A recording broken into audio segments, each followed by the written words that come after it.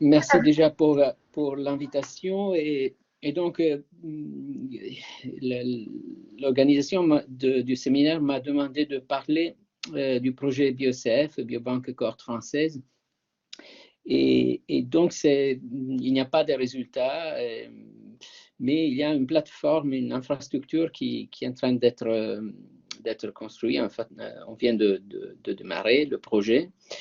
Et donc, vous voyez là, déjà, c'est un travail d'un nombre de personnes importants qui ne sont pas toutes indiquées là.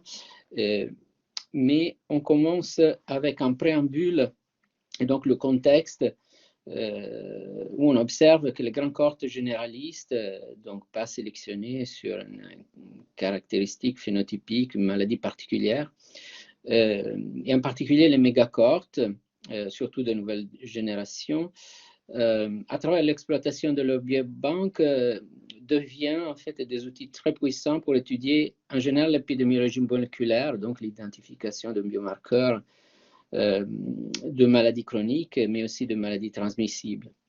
Et vous voyez là déjà le contexte international avec des grandes mégacohortes, comme en particulier UK Biobank, dont on vient de parler aussi Emmanuel, et sur laquelle je vais donner quelques détails parce que je pense que UK Biobank est vraiment un exemple très intéressant. Mais ce n'est pas seulement UK Biobank, il y a aussi l'initiative américaine, Research All of Us, en fait, avec le cible d'1 million de personnes inclus dans la cohorte, et aussi la cohorte en Allemagne, German National Cohort. Et c'est en particulier en épidémiologie génétique que je pense on voit vraiment une évolution très rapide, surtout avec l'application du génotypage, séquençage à large échelle dans ces cohortes, et en particulier, comme je disais, avec UK Biobank. Et donc, je vous donne quelques détails sur UK Biobank pour ceux qui ne connaissent pas cette cohorte, qui est utilisée aussi par plusieurs d'entre nous, je pense. Emmanuel a mentionné le fait que aussi le programme variabilité génétique GOLD utilise aussi les données UK Biobank. Donc, il s'agit d'une cohorte de 500 000 personnes âgées de 40 à 69 ans au moment du recrutement, qui c'était dans la période 2006-2010, et le recrutement a été fait dans 22 centres, principalement en Angleterre, mais aussi en Écosse, vous voyez. Et à la visite à l'inclusion, qui a duré entre 2 et 3 heures, il y a eu plusieurs mesures physiques, pression artérielle, force de préhension, plusieurs mesures d'anthropométrie, spirométrie, et naturellement le questionnaire d'inclusion. Et il y a eu une collecte d'échantillons biologiques, en particulier le sang, avec 40-50 millilitres de sang, et naturellement séparés en fractions, sérum, plasma, lymphocytes, érythrocytes. Et donc les lymphocytes est la source principale d'ADN. Et après aussi une collecte d'urine et de salive, notre source de ADN. Et donc, après l'inclusion, il y a eu plusieurs étapes, nouvelle collecte de données à travers questionnaires spécifiques, par exemple le questionnaire alimentaire, mais aussi autres mesures physiques. Il y a une collecte spécifique, par exemple, sur l'activité physique, avec aussi des objets connectés, des montres connectées en particulier. Et après, le suivi, naturellement, à travers les questionnaires de suivi, mais aussi à travers le chaînage de bases de données, comme par exemple des bases de données de soins primaires, les médecins généralistes, les bases de données hospitalières, le registre de mortalité et le registre de cancer. Par exemple, il y avait 25 000 cas prévalents en fait, identifiés à travers le chaînage avec les registres de cancer, Et depuis l'inclusion, il y a environ 39 000 cas incidents de cancer jusqu'à 2020. Donc, vous voyez une très riche base de données qui évolue dans le temps, une cohorte longitudinale avec aussi un budget très important. Et vous voyez, je pense que c'est utile de voir un peu l'échelle de l'investissement sur UK Biobank. 133 millions de livres. C'est seulement le core funding et c'est seulement jusqu'à la période jusqu'à 2022.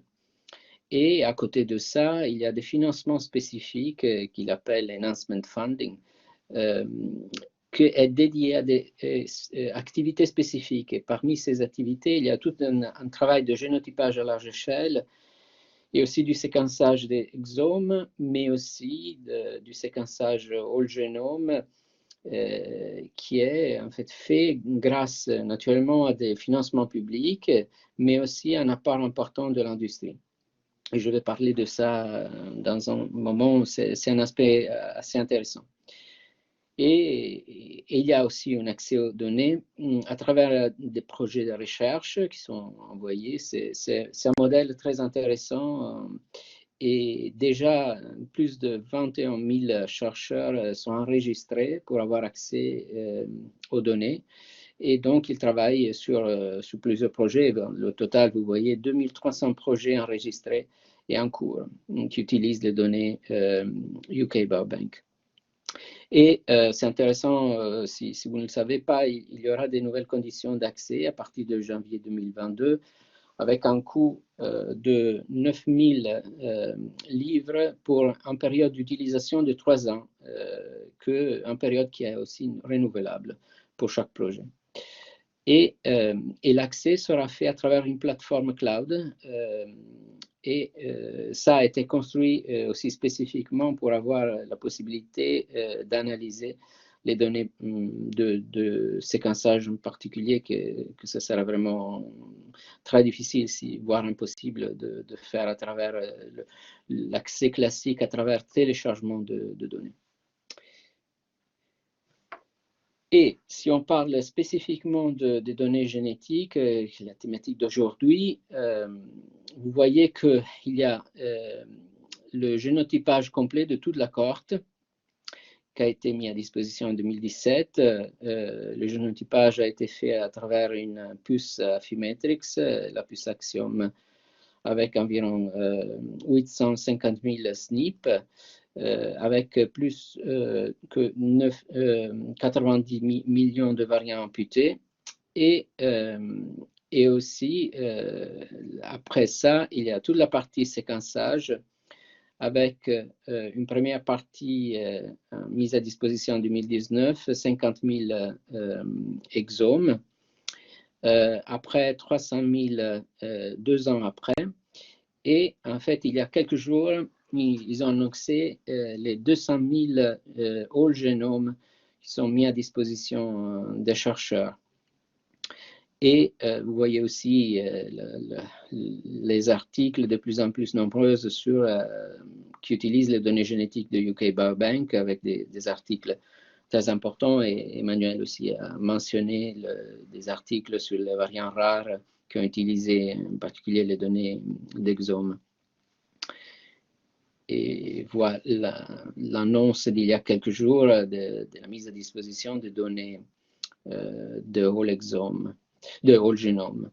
En fait, le whole genome continue après cette première mise à disposition de 200 000 whole genome. C'est en cours le reste de la cohorte et sera mise à disposition en 2023. Et c'est intéressant, vous voyez que ça est possible avec un consortium de financement du gouvernement, aussi le Wellcome Trust, mais aussi plusieurs industries et boîtes privées. En particulier, le génome, le séquençage du whole genome a été fait par Decode Genetics et aussi le Sanger Institute du Wellcome Trust. Et alors, dans ce contexte international, et en particulier la cohorte UK Biobank, en France, il y a naturellement plusieurs cohortes généralistes et 5 cohortes en particulier collaborent déjà autour de la thématique des biobanques. Et ce sont les cohortes Constance, C3N et 4N, la cohorte que je dirige, la cohorte ELF et Pipage 2 et la cohorte Gazelle.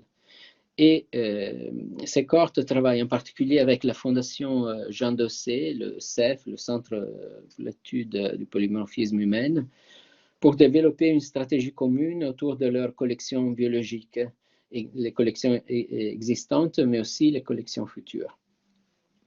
Et donc, vous connaissez certainement les 5 cohortes que j'ai mentionnées, mais rapidement, je vous donne une idée, en particulier les thématiques autour des échantillons biologiques et les collections biologiques. Donc, il y a la cohorte Constance, 220 000 volontaires âgés de 18 à 69 ans à l'inclusion dans la période 2012-2019. Donc, une cohorte en population générale avec enchaînage avec le SNDS, questionnaire de suivi chaque année et visite aussi dans les centres d'examen de santé chaque 5 ans. Et alors, l'échantillon biologique, Emmanuel a déjà parlé de PopGen, de la collecte, de la prélèvement de salive à notre prélèvement pour PopGen, mais il y a aussi la construction de la biobanque en cours et la biobanque est stockée à IBBL au Luxembourg.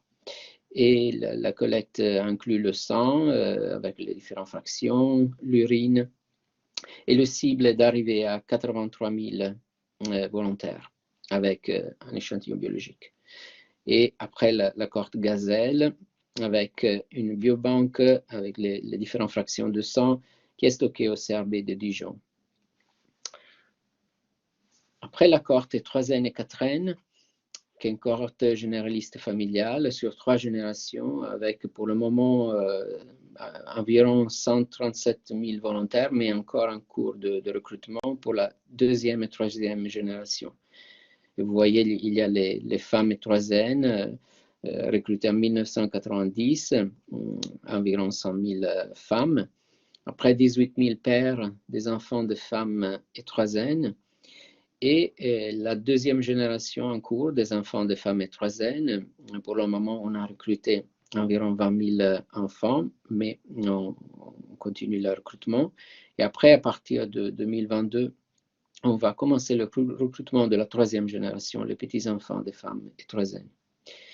Et donc, le questionnaire de suivi est papier pour la 1re génération, chaque 2-3 ans. Et pour la 2e et 3e génération, le questionnaire de suivi est en ligne et sera chaque année. Pour l'échantillon biologique, donc, on a la partie collection sanguine avec les différentes fractions, les 24 000 femmes 3N à la biobanque de l'établissement français du sang à Annemasse.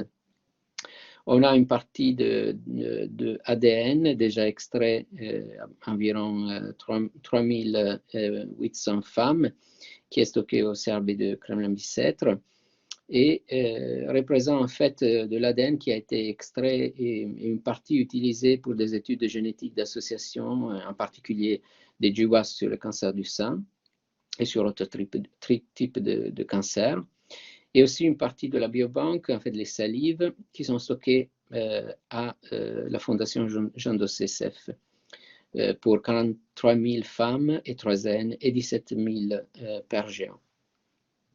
Et enfin, la partie des cohortes d'enfants, Épipage 2 et ELF, coordonnée par Marie-Aline Charles et Pierre Vincel, une cohorte de 22 000 enfants nés en 2011, 22 000 enfants dans 13 000 familles, avec le questionnaire de suivi chez les parents et une évaluation neuropsychologique, par exemple, dans Épipage 2.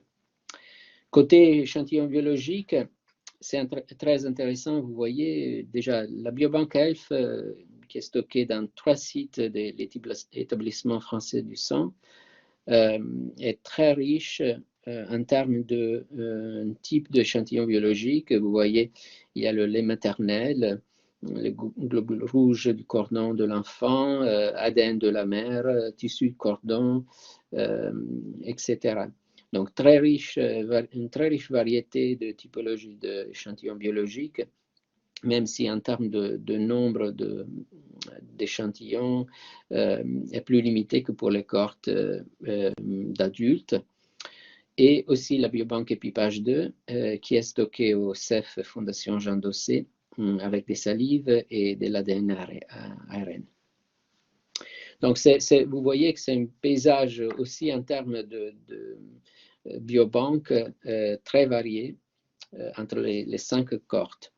Et donc, il y a clairement, vous voyez, des besoins en termes de promotion et valorisation des biobanques des 5 cohortes, avec un total de 400 000 volontaires, avec 145 000 volontaires avec un échantillon biologique, mais aussi avec de nouvelles collectes en cours ou prévues. Et donc, on a certainement des besoins de meilleure gestion et exploitation des échantillons biologiques, surtout avec une volonté de le faire dans un contexte d'une biobanque dédiée à la recherche, parce que vous avez vu que certaines des collections sont stockées, par exemple, dans les sites de l'établissement français du sang, qui n'a pas vraiment vocation à être une biobanque de recherche.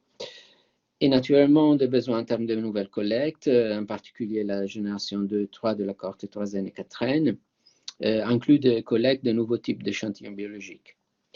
Et naturellement, en se liant à ce qu'on vient de voir sur UK Biobank, certainement, on a un besoin de promouvoir génotypage et séquençage à large échelle. Et donc, dans ce contexte, on a saisi l'opportunité de l'appel à manifestation d'intérêt des équipements structurants pour la recherche du PIA3, qui avait un objectif de viser à doter la recherche française d'équipements de haut niveau, équipements dans le sens assez large. L'appel à manifestation d'intérêt avait 2 axes, un axe numérique et un axe générique. Ces équipements devaient structurer les communautés scientifiques sur tous les domaines scientifiques. En fait, ce n'était pas seulement les sciences de la vie, dans une démarche structurée fédératrice sur le plan national et compétitive sur le plan international. Et l'objectif était d'accélérer le rythme de découverte et innovation issu de notre système de recherche et développer des synergies avec les acteurs économiques. Donc, vous voyez qu'il y a aussi un aspect assez important en termes de interaction avec l'industrie et les acteurs économiques en général. Et donc, on a répondu à cet appel à manifestation d'intérêt qui a fermé juillet 2020. Et en décembre 2020, les résultats ont été annoncés.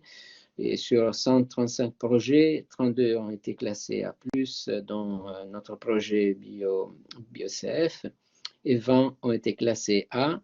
Donc, 52 projets ont été financés avec un investissement global de 422 millions, qui est double en fait le montant qui était initialement prévu.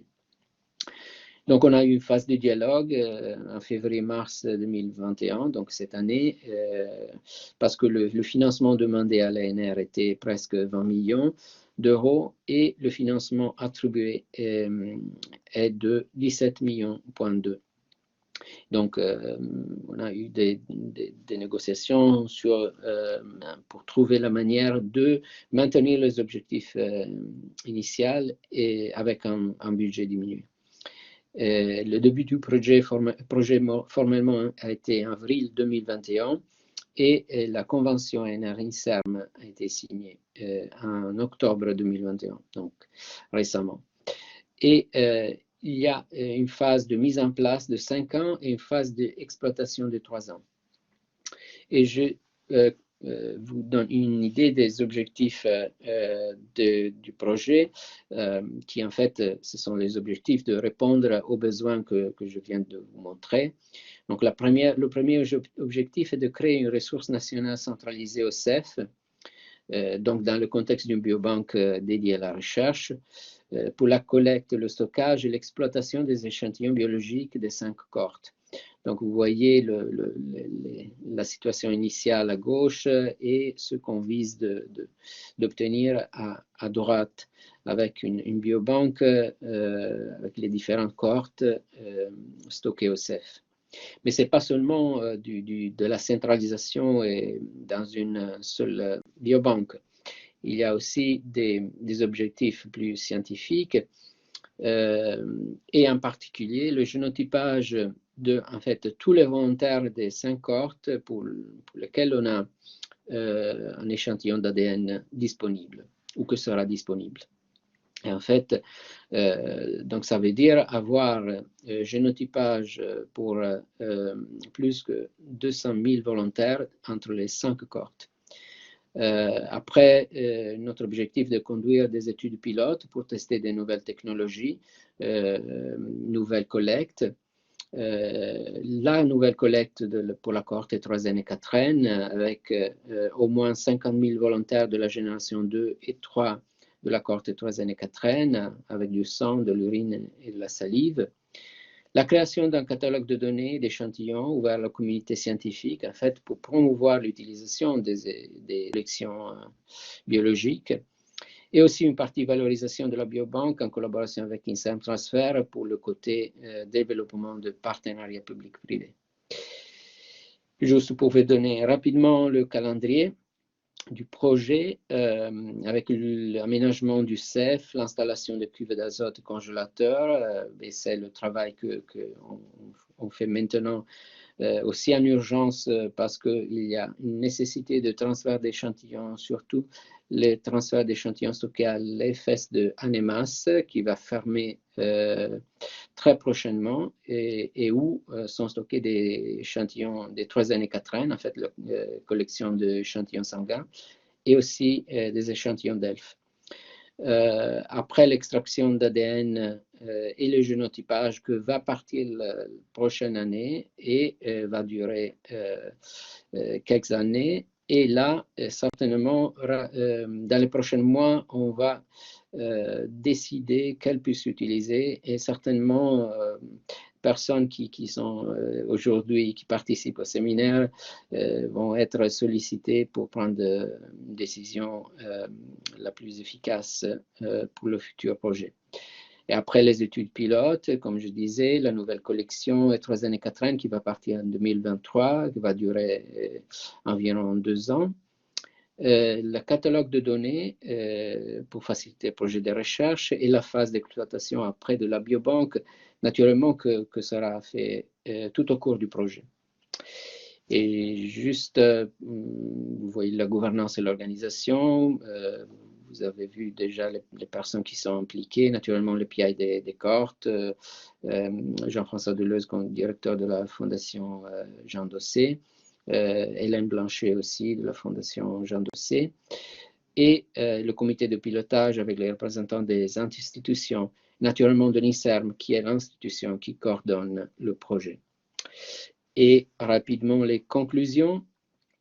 Donc on a vu que on travaille dans un contexte de compétition internationale très forte avec les mégacohortes, des larges investissements, surtout autour de génotypage et séquençage, mais pas seulement, aussi sur l'imaging, la métabolomique.